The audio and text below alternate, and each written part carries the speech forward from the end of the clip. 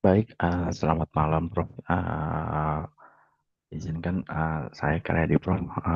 Dari kelas 11C mencoba menjelaskan terkait dengan tugas asesmen tengah semester ganjil yang Prof berikan.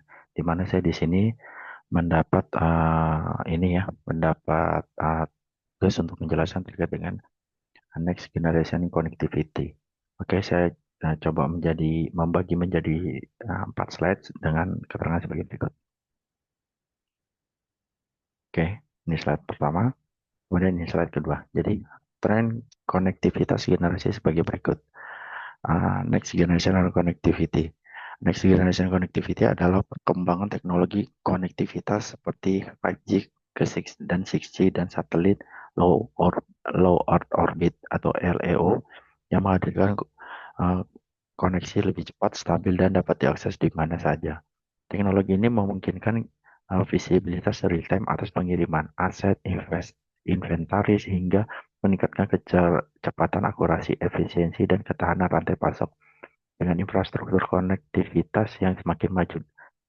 Dan dampaknya terhadap industri logistik diprediksi jauh lebih besar daripada generasi teknologi sebelumnya dan adopsinya terus berkembang di seluruh dunia. Artinya di sini uh, lebih menitik beratkan kepada proses logistik itu secara visibilitas atau real time ya, artinya seperti apa posisi pada saat kendaraan itu posisi sudah sampai di mana atau kapal sudah sampai di mana, dan lebih menitik beratkan kepada kecepatan produksi atau proses logistik baik dari awal sampai dengan akhir. Nah, karena di sana saya sudah menjelaskan 5G dan 6G, maka saya di sini mencoba menjelaskan terkait dengan menyimpulkan 5G dan 6G jaringan seluler.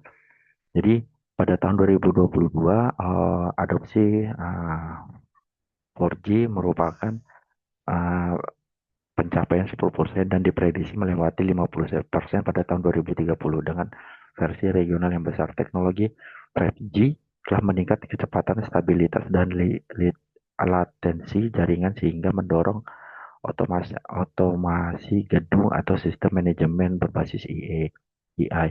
Meskipun masih terkendala standar global dan biaya tinggi menjelang 2030, 6G memulai diuji coba untuk menghadirkan ekosistem connected intelligence. Sementara itu pasar satelit LEO tumbuh pesat dan semakin digunakan untuk pemulihan bencana atau IoT serta pelacakan logistik. Contohnya mulai menggunakan Starlink atau Mars untuk optimasi optimasi rute, efisiensi kapal, optimasi. Di sini untuk menentukan rute itu artinya gini, uh, dengan adanya apa? Uh, dengan adanya jaringan ini atau connecting intelligence ini, maka biasanya kayak seperti kapal akan diarahkan ke jalur-jalur yang lebih cepat atau memang jalur-jalur yang lebih aman. Misalnya pada saat itu terjadi ada bencana di perairan tersebut, maka kapal itu akan diarahkan ke jalur yang lebih aman sehingga uh, barang-barang logistik atau apa barang-barang yang ada di dalam kapal itu akan lebih aman dan sampai ke tempat tujuan. Oke, baik. Saya di slide berikutnya, di slide 3 ini saya mencoba menjelaskan terkait dengan private network sharing and sledging, berbagi atau biasa di bahasa Indonesia kan sebagai berbagai pemisahan jaringan privat. Konektivitas generasi berikut memungkinkan penggunaan satu infrastruktur jaringan untuk berbagi kebutuhan melalui konsep network sharing atau network switching yang memisahkan jaringan menjadi beberapa bagian virtual agar lebih aman, fleksibel, dan efisien. Teknologi ini mendukung berbagai aplikasi penting di logistik mulai dari IoT, komunikasi misi kritis hingga otomasi industri. Contohnya uh,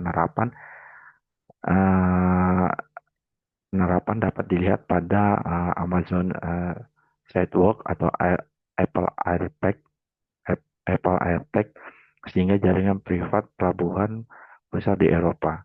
Dengan uh, di Eropa ke depan kombinasi 5G dan 6G, network slicing, dan demokratisasi infrastruktur akan membuka jalan menuju connecting intelligent, di mana logistik semakin cerdas, terintegrasi, dan dapat dioperasikan secara optimal. Artinya ya memang bertujuan untuk uh, seperti di slide awal, bertujuan untuk membuat proses itu jadi semakin efektif, efisien, dan di berbagai ini ya, di berbagai tahapan mulai dari awal sampai dengan uh, last mile-nya atau di akhir pada proses ini.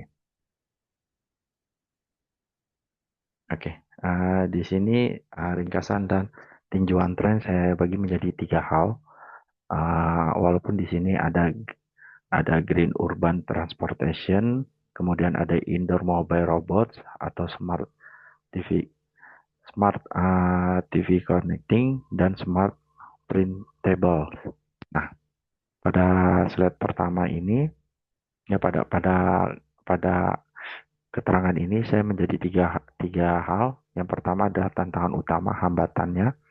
Hambatan utama adalah kekurangnya standar global atau frekuensi regulasi antar politik yang membatasi dan perlunya penguatan keamanan jaringan untuk mencegah kejahatan cyber. Selain itu, kurang kurang kolaborasinya antar pemain rantai pasok pasok menyebabkan redundansi dalam data atau sensor. Artinya di sini kita harus bekerja sama dengan berbagai macam pihak ya, baik itu pemerintah maupun di luar pemerintah terkait dengan proses ini, karena ya ini kita tadi di sini berkaitan dengan otomatisasi, artinya kita berkaitan dengan uh, kondisi yang virtual ya, artinya di situ terdapat kejahatan-kejahatan seperti cyber gitu, mana bisa diratas atau lain-lain. Prospek atau outlook tren ini akan membawa koneksi baru dan memecahkan masalah white spot. Adopsi 6G akan mengaktifkan ekosistem connecting intelligence yang akan meningkatkan dan memperkaya seluruh operasi logistik. Arahan masa depan, uh, ar- arah masa depan, arah masa depan konvergensi atau teknologi konektivitas yang ada dengan otomatisasi, big data, dan IA. IA akan memperluas potensi kasus penggunaan, meskipun pada beberapa teknologi random random saat ini tren ini masih dipantau karena beberapa aplikasi sudah dapat ditangani pada hari ini. Baik, Prof. Izin, mungkin itu yang bisa saya sampaikan terkait dengan uh, tugas ATS yang Prof. berikan pada slide nomor halaman 148 sampai dengan 152. Demikian yang dapat saya sampaikan. Assalamualaikum warahmatullahi wabarakatuh. Terima kasih, Prof.